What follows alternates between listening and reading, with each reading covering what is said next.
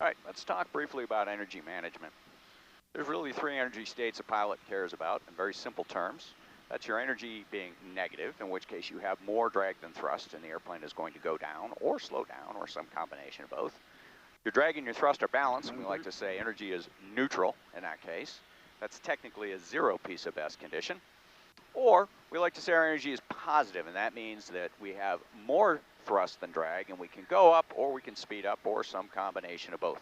So let's just set an arbitrary power setting, and I'm going to just set about 16 inches of manifold pressure, 1700 RPM, and let's listen to what those energy states sound like. Well, right now there's no tone, so that means I've got positive energy. If I pull the nose up, the airplane's going to go up. Fast tone, well, that correlates with positive energy, so I can still continue to climb or accelerate, but once I get to an on-speed condition, now on-speed correlates with the zero piece of S condition or neutral energy. Okay, so right now everything is balanced. If I maintain on speed, you notice my VVI goes to zero, my altitude stabilizes for this particular power setting. Now, all I really need to know is those three different tones. An on-speed condition means I've got zero piece of S. If I reduce the AOA, now I've got positive energy. So let's listen to negative energy. Negative energy is a slow tone.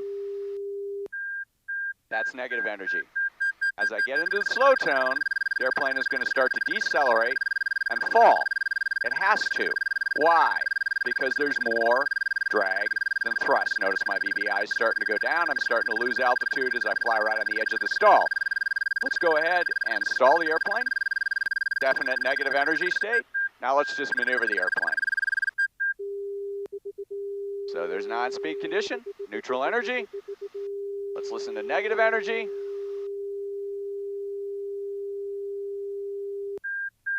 Negative energy, better ease a little bit. Get back to an on-speed condition. There's on-speed. Now let's get some positive energy. Notice there's no tone on the airplane. So the airplane's accelerating. Can't see it because we're flying AOA only. Now let's just go ahead and get back to a neutral energy condition.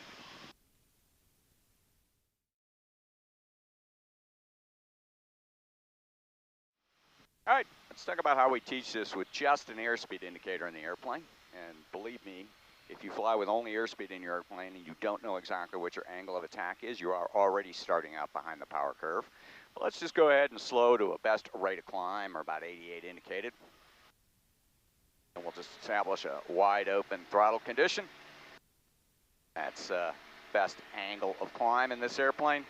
And we'll just pull the power back to idle. We'll simulate a power loss. About a 3-second reaction time. We're going to do a nice angle of attack recovery because we want to keep everything under control. And now we're going to get to a VREF condition while we're deciding what we're going to do with the airplane. So now I'm at a VREF condition, and I decide I have sufficient altitude to turn back. Well, I know 45 degrees bank is my most efficient way to turn back. Well, if I maintain 45 degrees bank and VREF, I'm right on the edge of stall. That's okay if I know how to max perform my airplane, but I may have to let my airspeed drift just a little bit until I get turned around and I get my lift vector back to vertical, then I can slow back to a VREF condition.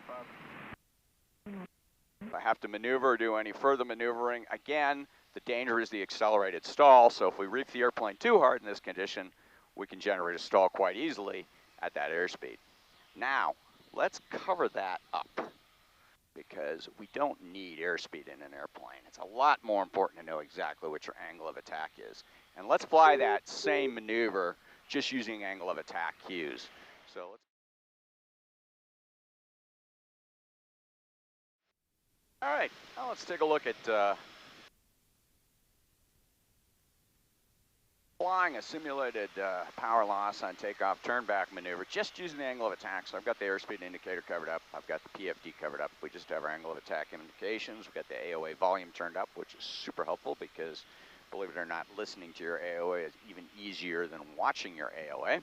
So let's just slow the airplane down to a best rate of climb speed or elevating max condition to approximate that. So let's go to 50% lift, start of the tone. 5 mil power here. I'm sorry, wide open throttle. Find the airplane at best rate. Let the VVI catch up momentarily.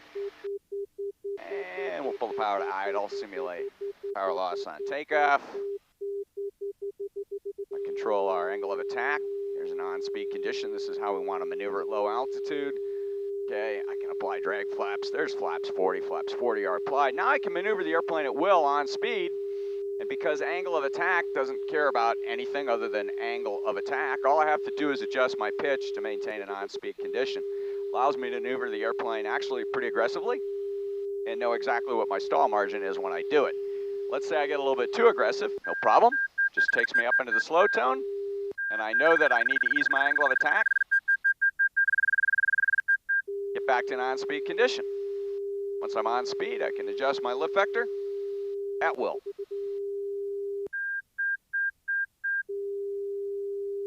And I can't make maneuvering an airplane any easier than that.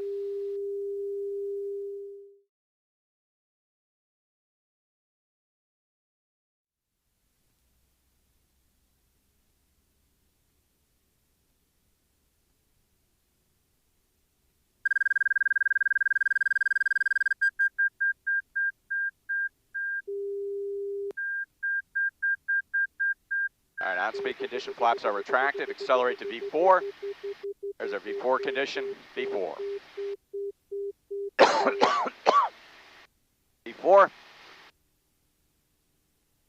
right, 100 feet, mark. 3, 2, 1, mark. Idle, 1001, 1002, 1003, 1004, flaps 20, flaps 40 condition, slow tone. Slow tone, come on, slow tone back. Ooh, a little longer on this one. Interesting, interesting, interesting. See what happens. Good sync rate. Holding it, holding it, holding it, holding it. Holding the sync rate and the tone. We're gonna be all right. We're gonna be just fine. On speed. Just playing the energy just a little bit here. A little less energy than last time. I think that was just a little longer delay. I'm going to take it all the way to touchdown. Going to have just enough to arrest. Just enough, Charlie. Just enough to roll it on.